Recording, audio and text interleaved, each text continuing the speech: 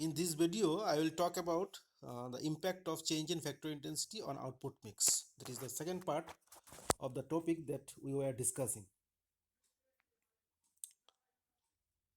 Now, in the last video, we have seen that because of a capital saving technical progress that has taken place in manufacturing sector, techniques of production in the entire economy has changed in favor of labor.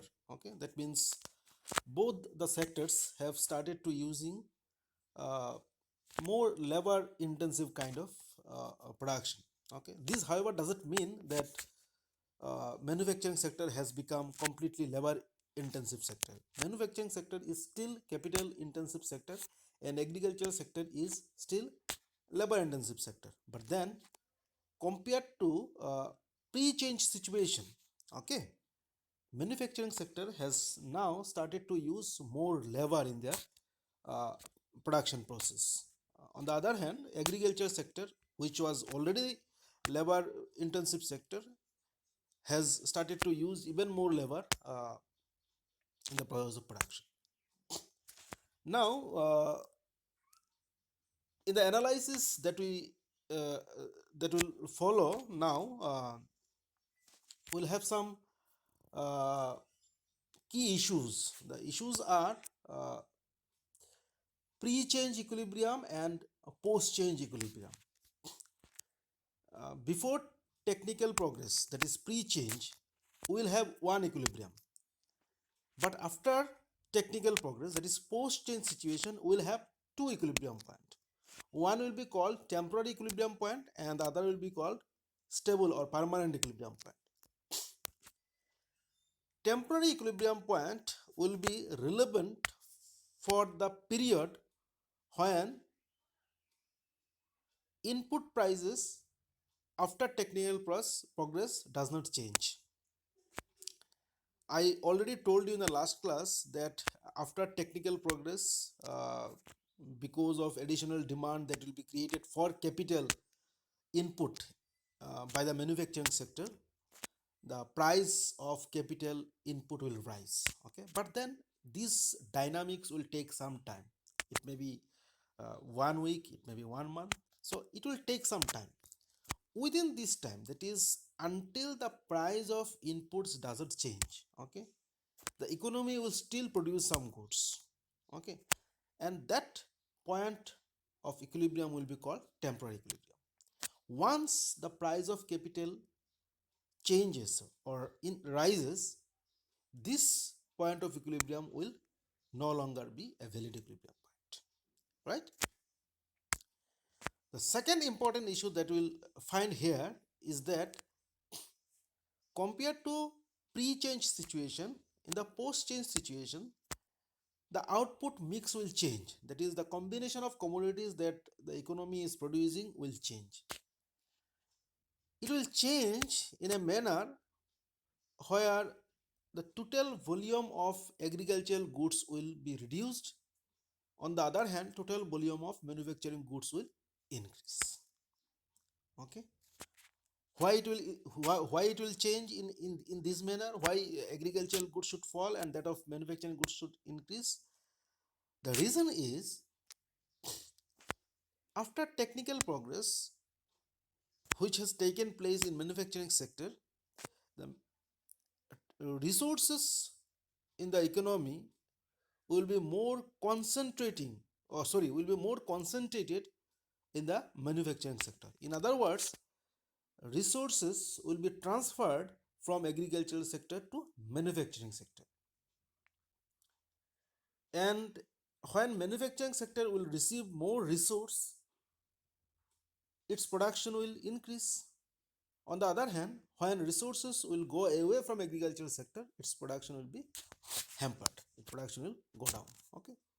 So with this, let us now go to the graphical discussion of uh, factor intensity and output mix. To do this, we will draw a simple box diagram.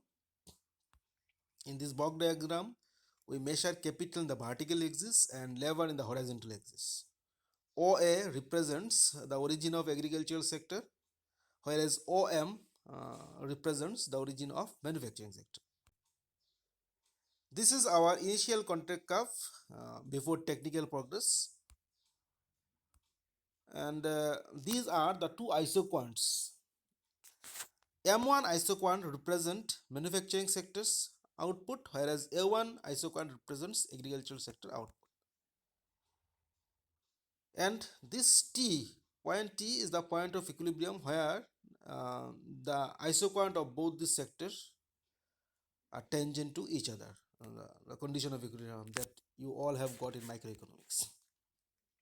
This straight line, black colored straight line joining OA to T is called factor intensity line for agricultural sector before technical progress, and this red line is your factor intensity line in manufacturing sectors, right?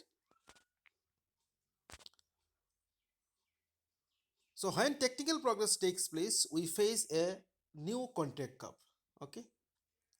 Now, one might argue that in the last case, when we were discussing neutral technical progress, we did not find additional contract curve after technical progress. Why this time there is additional technical contract curve? The answer is, when you have neutral technical progress, the productivity of labor and capital remains, I mean, improve in the same manner. So there is uh, no inclination on the part of producer to favor any particular or specific input. But here, since it is capital saving, so that means the inclination of producer has changed. It has changed in favor of labor input, and that is why the initial contract curve, which was drawn for a specific kind of preference for the inputs, will no longer be valid. So we need a different contract curve where the preference for labor will be relatively more. Clear? Fine. On this new contract curve, as I already told you, there will be two kinds of equilibrium. One is temporary equilibrium before any change in input price, and another equilibrium that will come when there will be change in input price, right?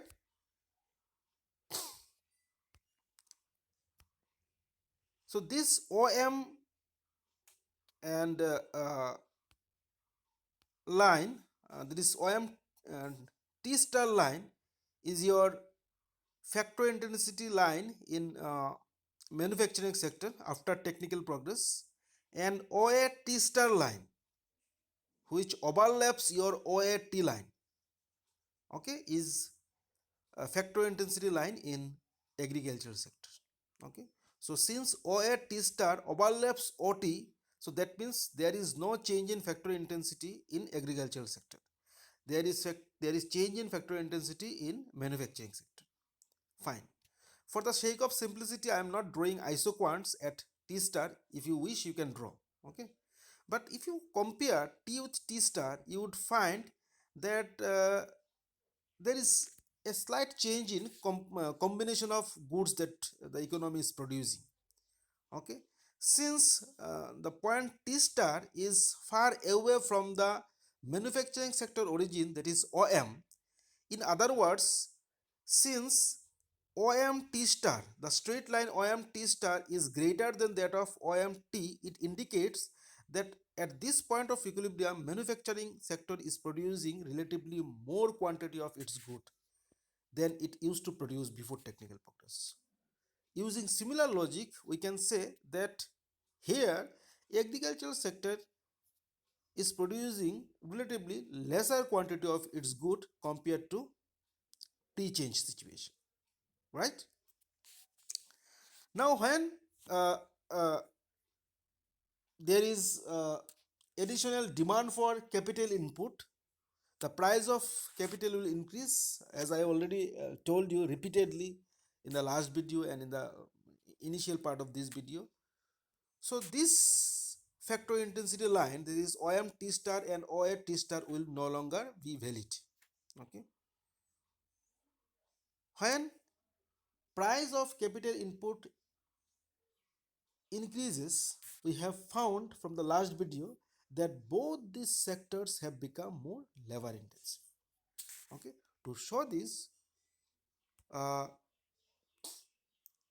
we draw this red color factor intensity line for agricultural sector. You note that this line is uh, closer towards labor axis. This red line OA double T star T double star is far closer towards labor axis, which indicates that factory intensity in agricultural sector has become more labor intensive. Similarly, if you compare the black line OM T double star for the manufacturing sector, this is far away from the capital's axis. So it indicates that even in manufacturing sector also, uh, the techniques of production has become more labor intensive. Clear? So this goes well with the last video where we have found that after technical progress, techniques of production has become more labor intensive in both these sectors. This is exactly what we have found here. Now, this equilibrium point gives us a different combination of output mix compared to T star and T. If you compare T double star with T or T star, you'd find that at T double star, uh, manufacturing sector is producing relatively higher quantity of its good. Okay. On the other hand, agricultural sector is producing lower quantity of its own good. So output mix or the combination of output in the economy has changed in favor of manufacturing goods. That means the economy has started to produce more of manufacturing goods and less of agricultural goods. Why? Why it has happened? I have already told you the reason. It has happened because of transfer of resources from agricultural sector to manufacturing sector.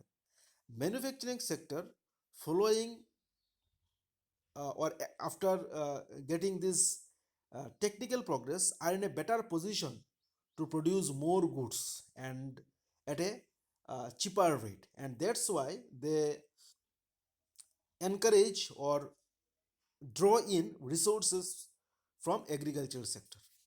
On the other hand, agricultural sector which hasn't experienced any technical progress in this changed situation with relatively higher price of uh, capital input, are in a position where they cannot afford the same resources that they used to afford. Okay, so they release away some resources from their own sector, and this is how it all happens. So sorry, so the conclusion that we get from here is that output mix in the economy will change in favor of capital intensive commodity, that is manufacturing goods, right? Thank you.